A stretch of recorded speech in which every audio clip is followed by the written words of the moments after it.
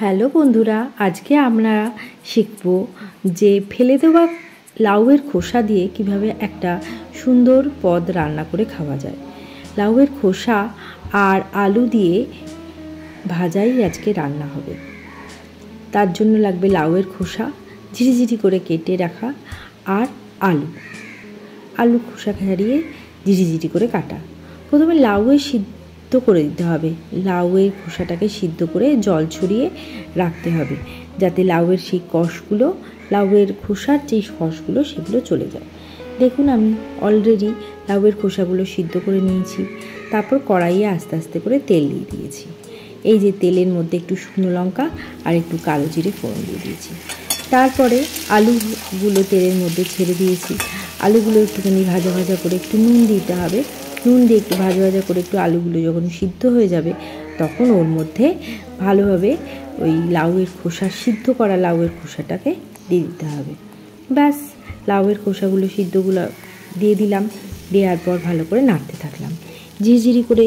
যেহেতু অলরেডি সিদ্ধ করাই আছে, হাফ সিদ্ধ করাই আছে, সেই জন্য আলু আর এই লাউয়ের ঝিরিঝিরি করা সিদ্ধ করা খোসা টুকরোগুলো আস্তে আস্তে ভাজা ভাজা মতন হয়ে যাবে।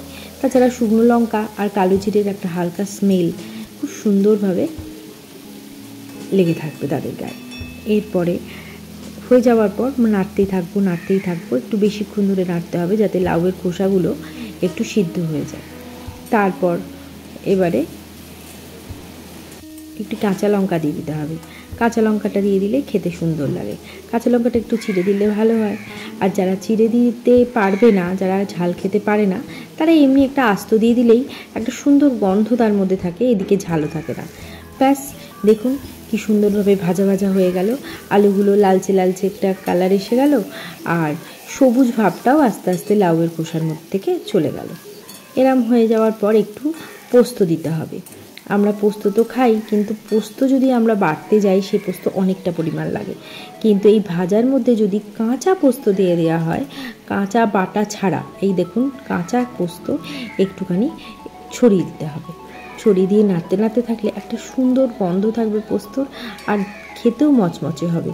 আর ডালের পাতে যদি মুসুর ডাল আর একটা লেবু আর এই ভাজা দেওয়া হয় তাহলে তো খুবই ভালো হবে, খেতে ভালো লাগবে। আর দেখুন একটা পদও হয়ে যাবে।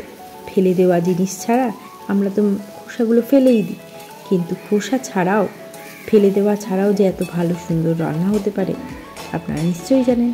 তাহলে আপনারাও খান আর সুন্দরভাবে সবাইকে খাওয়ান, দেখবেন আপনাদের ভালোই লাগবে, আপনাদেরও খেতে ভালো লাগবে। আর ডালের সঙ্গে বাড়ির সকলের সবাই যখন এই ভাজাটা ভাত দিয়ে খাবে তখন তারাও খুব মজা পাবে।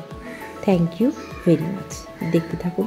আর যদি একটুখানিও ভালো লেগে থাকে তাহলে প্লিজ এটা সাবস্ক্রাইব করে দেবেন। আর থ্যাংক ইউ ভেরি মাচ।